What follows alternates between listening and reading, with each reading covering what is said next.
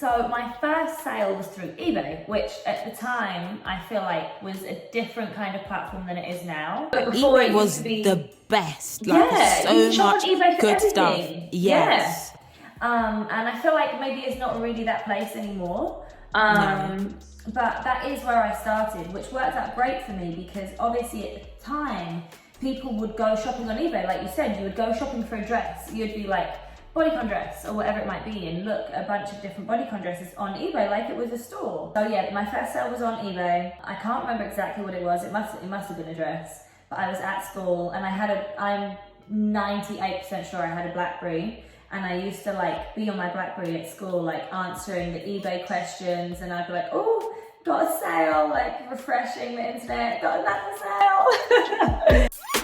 Hello there guys, and welcome to season 2 of Caught Off Guard. I'm really excited for today's episodes because we are about to get into it with the one and only founder of HouseOfCB and Mistress Rocks, Conna Walker, a Londoner herself, but she currently lives in LA. She has really built a formidable fashion brand, and I really wanted to get into a lot of the detail with her, some of the tea, and talk about, business and finance with someone who's actually relatively young, but really experienced in this field. And I know girls who are genuinely in love with this brand, and so I think this is a perfect person to have on. So I hope you guys enjoy this episode of Caught Off Guard. Here is Conna Walker and myself getting into all things fashion, business, and of course, money. Hello, Conna. It's lovely to have you on today. Thank you for having me, Patricia. I'm excited. It's currently what time and where are you? 10:26 in the morning and I'm in LA. But you're British born, Yes. East London gal. Yes.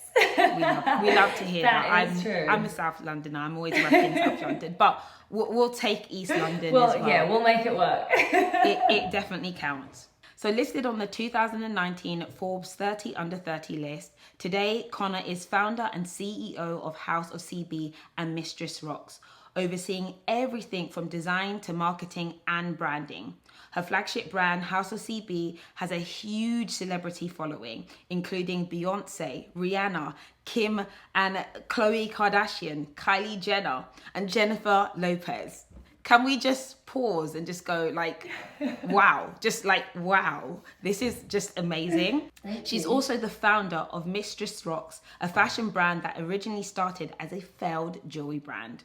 Not only being the successful businesswoman and entrepreneur, Conna is very focused and passionate about giving back and investing in women and the Black community. Conna, you are really out here doing bits. I'm sorry, I like to recite what people are doing beforehand, just so people who don't know you get to know what you're about. And what I love is that balance between business boss babe, but also this other side that, from your actions shows where your heart lies, which is also, I'm presuming, in helping out women as well.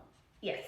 Yeah, exactly thank that. you. No, you're doing bits. We love it. Okay, so I'm going to start off. Let's warm up. Let's shake it off, and we're going to do the ice shaker. So, do you feel like you / HouseOfCB has any genuine competitors? No. I don't really feel like that. I feel like we are in our own little niche, our price point, quality, design, that kind of stuff. I feel like there are some good brands that are similar that are like maybe not as well known. Mm-hmm. But from an arrogant point of view, I don't think anybody's competing. It's okay to be arrogant. We love it. How do you say looking snatched and flawless every day while being a business owner? Because I know that's really hard.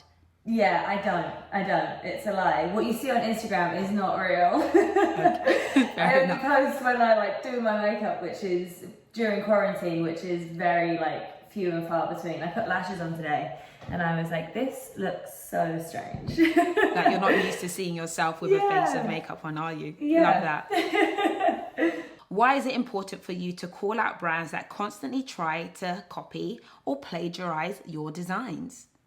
And have you had encounters of this? I feel like we've had brands that copied us, and obviously some parts of it is just like fashion. It's just how fashion goes. I tend not to really call people out unless it's like a huge thing. Like if they've copied a bunch of stuff and it's super obvious. If it's just like 1 or 2 pieces, then I'm just like, whatever, I don't really care. But yeah, I mean, it's part of the industry, I guess. It's just kind of how it goes. And it's a form of flattery as well, to an extent, right? Yeah, exactly. What you're doing is good. Yeah, I mean, we're always a few steps ahead, so by the time they've copied whatever, we're on to our next thing. Ooh, we love it. Ooh. If you could only wear one House of CB or Mistress Rocks outfit for the rest of the year, what would it be? Oh, for the rest of this year? Okay, I should say actually for forever. Let's do forever. Let's make it harder. Okay. I was going to say for the rest of this year, we've got some really cozy stuff coming, but for the rest, like forever, there's actually this old dress that I don't think we even make anymore, and it's a green satin dress, and I can't even remember the name of it, but it fits so well. It's like my just go-to. Even if you're like not feeling great about yourself, when I wear it, I'm just like, okay, yeah, I look good. Okay, I like this. So you still have this in your collection then? Yeah, I have like 4 of them. On rotation, like just in case. We love that. Okay. What do you think the future is for high street fashion brands? I think in terms of like, you mean like brick and mortar? Yeah. I feel like it's just all the stores need like a change. I think that just as with anything else, as with like, you know, life, people die and new people are born, and I feel like now is a bit more of a regenerative time for the high street. It's time for stores to like level up their experience in store, and maybe time for like new brands to come in and take over those spaces and let kind of the old guards go. So even though we're seeing a lot of brands like close down or stores close down, I feel like maybe it's just their time to go and it's time for new people to come in with new ideas. For sure. Like out of the ashes comes like the phoenix. So I think there's definitely a lot of change out there. Okay, amazing. So I really want us to delve in and find out more about yourself. And I don't know how many, do you know what? Let me be real. I think most of the girls who will listen to this podcast or watch this video have an idea about House of CB, know the clothing, have seen the brand around, but don't know so much about you as a founder and your behind the scenes. So tell us a little bit more. You're an East London girl. Share what it was like growing up and if this was even the plan. I guess it was, I never really had a plan. I started when I was like 17. I was still at school. I was doing my A-levels and my dad was like, you need to get a job. My dad had been saying he needs to get a job for so long. And I was like, fuck off. That pressure already. Yeah. From like 15, he was like, you need to get a job. And I was like, oh. And then at 17, I was on, they were importing furniture from Asia, and I used to go on business trips with them all the time. And I just saw some products that I really liked, and I was like, I want these, / I could sell these. Yeah. So I borrowed 3,000 off my dad, which I was really, really lucky to be able to do. And then I put them on eBay, and they sold from there. So at first it wasn't really like a definite intentional, this is what I want to do, like this is my lifelong dream. Yeah. But then once I started, I guess I had like a natural, I don't know, a natural talent for it. And yeah, I just kind of went from there. And then after a little while, I was like, I can make a brand, like I can do my own thing and build a real brand. And that's kind of what I did. What I love about your journey, or, you know, this is a confession at this point in time. I'm sure that I definitely bought one of your dresses on eBay back in the day. I'm confident of it because eBay was a little bit underground, and I didn't have enough money to always shop, you know, on the high street at Topshop. I couldn't afford Topshop at the time when I was like younger. And I used to get really amazing dresses from like 2 key buyers, like UK people who sold these really unique dresses. And I'm very sure that it was definitely a House of CB dress, like back in the days, for sure. Love that. And they were definitely like random ones from China, but I remember them being really amazing and things that you couldn't catch in store, and people would always ask you, where are these pieces from? Yeah, and I always wanted things that like I wanted for myself, and I've always said that I feel like I am the customer. So when I was picking them, I was like, oh, I love this. Like, you can't see this anywhere else. You don't find this anywhere else. So yeah, that's kind of how I started. And then when I was younger as well, when I was like 10, I used to draw wedding dresses like all the time. Like, my parents had a furniture store or a secondhand store. I can't remember which one it was then. When I was like 10, and I would go there before and after school, and I would just sit and draw wedding dresses, which is so strange because I never cared to get married. Like, I've never had this dream of like being married and stuff. I just really liked the dresses, and I would just sit and like draw the dresses and that kind of thing. So I guess there was something there already, but maybe I just wasn't aware of, like, it wasn't like a clear-cut decision of what I wanted to do. Of how to channel it. And I find that this is the case for a lot of maybe entrepreneurs or people who want to think about doing something. They think they're going to have like the clear idea of the brand or what they're going to do like right now, but usually it takes a bit of a journey for them to end up somewhere in a roundabout way. Definitely. Yeah. Definitely. I feel like the kind of journey we've taken isn't one that I really expected to take either. And it's just kind of each year as I grow, the brand grows, and my direction for the brand changes as I develop as a person as well, if that makes sense. Yeah, makes a lot of sense. What was the brand originally called? I can't remember. It was Celeb Boutique. Celeb Boutique. Okay, yeah, definitely. Yeah. I remember those days. ASOS was called As Seen on Stars, I think, at the same time. It was when I was I think they might have started a little bit before me, I think. Yeah. But yeah, around the same time. It was As Seen on Stars. But I feel like that's when celebrity style really started to become something that people like looked up to. For sure. Maybe more than before. And yeah, I guess the name was to kind of capitalize on that. Yeah, celebrities were definitely the ones that we went to. Although I don't feel like we had the same like reality culture then as we do now, but there was definitely something about like Cheryl Cole. I think she was like the gal that we all loved then. Cheryl Cole, and I feel like it was when like the Kardashians and stuff were like coming up, and everyone was like, oh, Kim is so like, I love her style, whatever. Yeah. And yeah, now it's changed a little bit again, I think.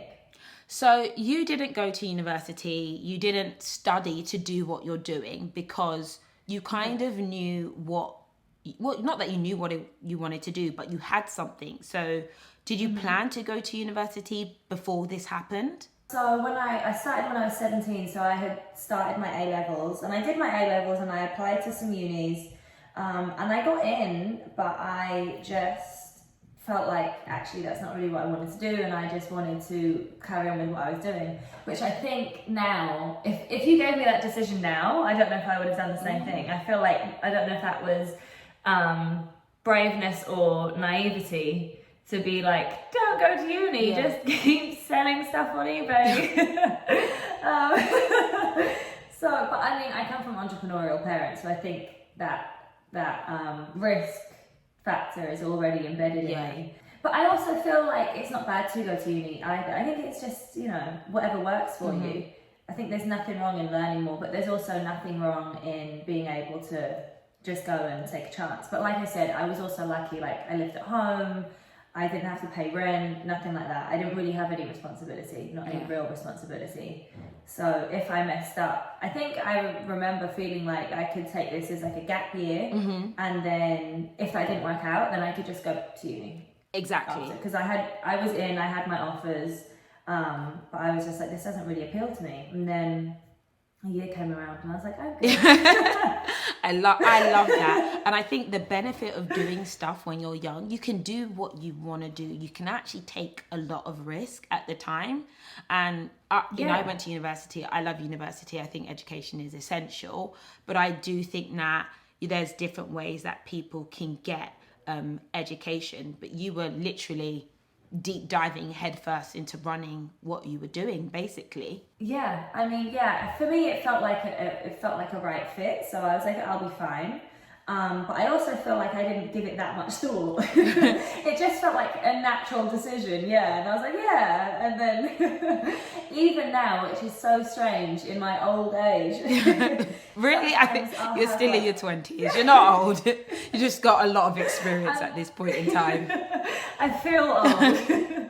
Yeah, even now, like randomly, like once a year, I'll have like a nightmare where I go back to my school and I keep skipping classes and like I don't like finish school. Ooh. And I always wake up in a panic, and I have it like once or twice a year, and it's so weird. But I never had that until I got older. Wow. And then now I'm like, why do I care about this now? Have you ever thought of going back or doing like an MBA or something like that? I don't know even why I'm asking that question, but I can imagine you might think about it. But I actually was considering going to do like a course, not maybe actually physically going to uni, but doing like an online course or whatever, like an at-home course, to do psychology. Ooh. And then everything just got busy and I was like, I don't really have the time. But I would probably like to do that maybe when I'm older, just for the sake of learning, right? So I think it'd be interesting, yeah. And I also feel like in terms of business, an understanding of psychology is actually really important, like at least a basic understanding. Because everything is like business deals and how to sell to your customer and all those kinds of things, and all the underlying understanding of those is how humans think. Exactly, yeah. And behave and work. Yeah. I love that. So as we mentioned, you started off, at 17, and you've grown and you've grown. And I'm presuming that you've had to interact with people who are lots of men at some point in time, people are a lot older than you. How have you navigated being a young woman running basically an empire? And have you ever felt like, am I even able to say what I want to say or equipped enough to do what I want to do? When I was younger, I feel like I had a lot of people, like we decided to do a TV ad, and we used this company that like produced the TV ad for you and, help place like where the ad's going to go, that kind of stuff. And all the things I was saying, not all the things, but a lot of the things I was saying, they were like, no, that's not how it's done, blah, blah, blah. And I remember distinctively like a guy telling me, this isn't just about making pretty pictures. Oh. And I was like, okay. Well. Oh my gosh. And I was like fully aware of that, but pretty pictures sell. And and just in general, I feel like you'll often find that people don't really take you serious, and you really have to go above and beyond to prove yourself. But the good thing is, at least when you are your own boss, is that you don't have to ask anybody for permission. So I've managed to build a team over time that believe in me, I believe in them, and like we have a understanding in our workplace that's not like this old man way of doing things. Yeah, there's definitely you face like there's been men that like are kind of sleazy and look at you a certain way, and then there's men that feel like you are just a young girl that doesn't know what you're doing. And there's been instances where I've dealt with those situations and I've never really felt like I couldn't say what I wanted to say or do what I wanted to do, but that's also because I'm in a position where I am my own boss. So if you're in the position of power, basically. Yeah, exactly. I can say I don't want to work with these people, or I don't want to work with this man, or whatever it might be.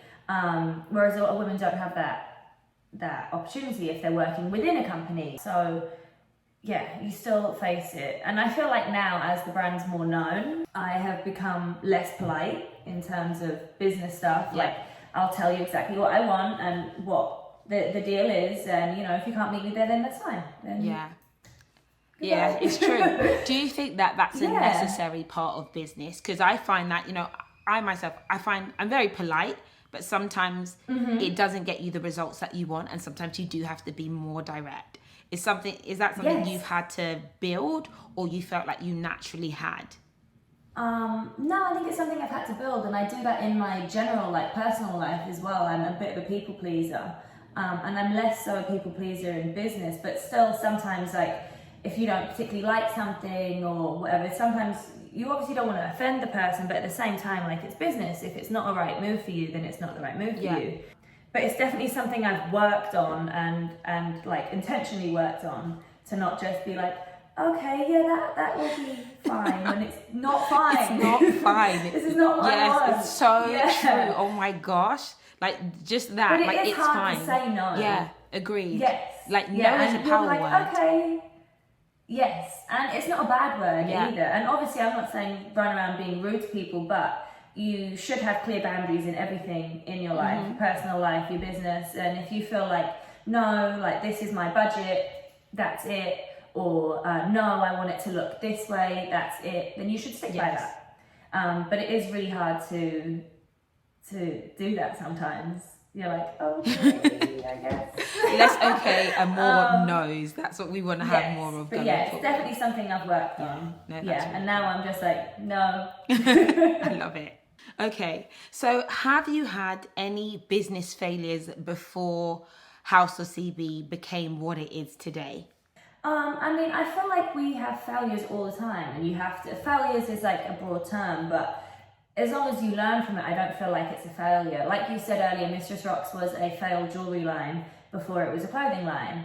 And then just in general day-to-day of things, that sometimes you'll make mistakes and you're like, oh, I guess that wasn't exactly it. And, you know, we try like different products and stuff, and sometimes they fail and sometimes they're amazing. Yeah. We try different shapes, but that's all in evolving your brand and yourself, and you have to keep making those, you have to keep taking those risks. Yeah. In order to like push forwards, because otherwise, if you're afraid of making mistakes, you're just not going to get anywhere. It's impossible. 100%. Everyone's going to make mistakes, and you want them because then you learn from them. And the earlier you make the big mistakes, the better. Yeah, so make mistakes along the way. And actually, I feel like with Yeah. the Mistress Rocks story, I don't know if you can get into that a bit more, because I think if it was a failed jewelry brand, but it actually became something successful, this is an example of doing the pivot. Do you mind like sharing more into how you would have done that? Yeah, so for me it was like I tried to do this jewelry and it just wasn't, people didn't really like it, and that's fine. And then I just kind of left it alone for a little bit, and then I was like, I want to do a clothing line that's a lower price point, that's more casual, that's more everyday. And I was like, I can use Mistress Rocks, and it's just a case of sometimes, like, I think you have to be, for me, I'm very hard on myself and I critique myself a lot. But I think that that's a good thing for me, at least. In that if I'll be like, this product isn't good enough, or you have to be realistic. Is this product good enough? Is this imagery good enough? Is this something that people actually want? And am I running this well enough? In so many different aspects, I feel like you have to critique yourself and you have to be realistic. And at the time, it was like, okay, this jewelry isn't working, they don't like it, or I'm not managing to sell it, whatever it might be. And there's nothing wrong with changing direction. I feel like we started as neon bodycon dresses, and now we're doing floaty florals. Like, wild. So true, so true. I love that. Yeah. Yeah, and I feel like what the essence that you keep of your brand, like for House of CB, it's been that everything's very feminine and it's meant to make you feel sexy and powerful, but the sexy and powerful side doesn't have to be something exact. It doesn't have to be a super tight dress. It could be a floaty dress, it could be a blazer, it can be whatever it might be. And just, you should never feel like, this is what I've started and this was how I wanted it to be and this is how it has to be. If it doesn't work, then you should be open to being like, okay, what's not working about it? How can I make it work? And that's how your business will survive, I feel like, at least. I love that. I want to get a bit specific, because maybe I know that fashion is something that women connect with a lot. And when I speak to like my followers and my community, I know so many people want to run or have a fashion brand. It's like the ultimate goal for a lot of people. And I think that they don't recognize necessarily what the process is. So I'd love for you to take us to school for like, give me 5 minutes or something. And like from beginning, middle, end, like what it looks like. So from the drawing board to whatever. Okay. Wow. I'm like, there's so much. Where do we start? So I much. feel like to begin with, you need a good product, and that good product can be something you design yourself, can be something you purchase, like wholesale or whatever. And people ask me all the time, like, how many pieces do I start with? And that's literally like asking how long is a piece of string. Like, are you doing a model where it's like, some brands do this thing where you place the order and the business model is a little smaller and they want to be more sustainable, then they order it after you've purchased it, which then may take like 2 or 3 weeks to get to you. Are you doing like a fast fashion brand? Are you doing a mass market brand? Are you doing luxury? Are you doing limited releases? There's so many different ways of doing it. It's like entirely up to you. And people always ask me that question, and I'm like, you can start however you want. For me, I started with like 5 pieces of each model, which is like the style. And then it went to 30 and whatever else. And then now we work in collections. We never used to work in collections. We drop things every Monday. When I started, I would just release things as I got the delivery of them.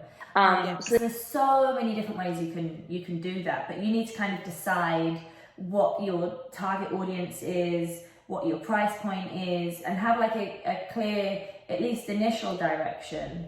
So you can be like, I want to do a luxury brand, so I'm going to keep my numbers lower, my price point higher. It has to be, you know, super, super, super good quality, that kind of stuff. So yeah, product and how that product kind of sits in the market, I feel like is super important.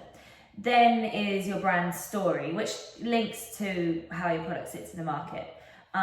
So for us at HouseOfCB, we're all about women empowerment, which everybody says now, but we do put our money where our mouth is. And love that. And part of our brand story is also me being that same person that we design for as well. And the brand story doesn't have to be about yourself. Like, I never put myself in the front of the brand for years. And you don't have to put yourself in the front of the brand. It's not necessary. But you need to have a brand story. So that might be that you're sustainable. It might be, I don't know, whatever. It can be a bunch of stuff, but it's basically a reason behind the brand that you've created. Like, what's the point of it? Exactly, and everything you do should then go back to that. So then if you're like, is this on brand for us? Does this work for us? You'll be like, well, does this fit most of our thing? So for us, it's like female forward, making women feel good, like, you know, just being like high quality. So if we did a collab, does that person or brand or whatever it might be also tick most of those boxes? So you need to always have that as like your brand DNA. And then after that, it's imagery and how things look. And you really have to sell the product. You're selling the product through your phone or through the computer screen. And if you were to sell something to somebody in person, you wouldn't just be like, here's a dress. So you have to rumpled on a hanger somewhere. Like exactly. Yeah. You'll have to sell it to them. And ways of doing that is like having an Instagram feed that's cohesive and your brand voice that connects to your brand story, like runs through it. And imagery doesn't have to be expensive imagery. Like our imagery that does the best at least on our Instagram is iPhone imagery, not the campaign shots. So it's just being creative, especially when you're starting out with like little to no money, you know, using your friends and just doing like a good little shoot that really works for your product. But it's about I feel like it's about connecting all of those together for the brand side and for the front facing side. Then behind that is obviously the business side, which is super important. And you have to price your product accordingly. You have to be like, is this a realistic price point for the product I'm selling? You have to look and see, like, if you're not designing it yourself, you have to be like, well, where else has this product? Is that the same target audience? What's the price point? And you have to make your numbers work. And I feel like the obvious basic stuff is that you sell for more than it costs you. And like, you say that. Yeah, 100%. Yeah, that is one of the biggest points of business. You want to actually make a profit, but not everybody thinks about manufacturing costs and then the selling costs and all the costs associated. Exactly. You have to think of everything. Yeah, you have to, like, it's not just like, okay, this cost me X amount from the manufacturer. You have to get it to you. You have to send it out. You have to maybe have an office space or somewhere in your house or somebody to pack it for you, people to answer questions. And then when you're designing and stuff, you have to pay for your team, you know, your designers, your everything. These are all overheads. Yes. And you have to kind of know to cover all of that in your price point. Because more than anything else, a basic line is just that you don't want to be spending more than you're earning. And that goes for everything in every part of your life. But I feel like a lot of people kind of forget that part. And then they're like, oh, this didn't go as I expected. Exactly. You haven't been looking at what you're doing. And so for yourself, how did you get your first sale? And do you remember that? And do you have any advice for anyone who's trying to just get their first sale? So my first sale was through eBay, which at the time I feel like was a different kind of platform than it is now. I feel like before eBay used to have a lot of people selling like new stuff, and now it's a lot of like maybe secondhand stuff or like random things that I don't know. Yeah, but before eBay was the best. Like, you so much eBay for good everything. stuff. Yes.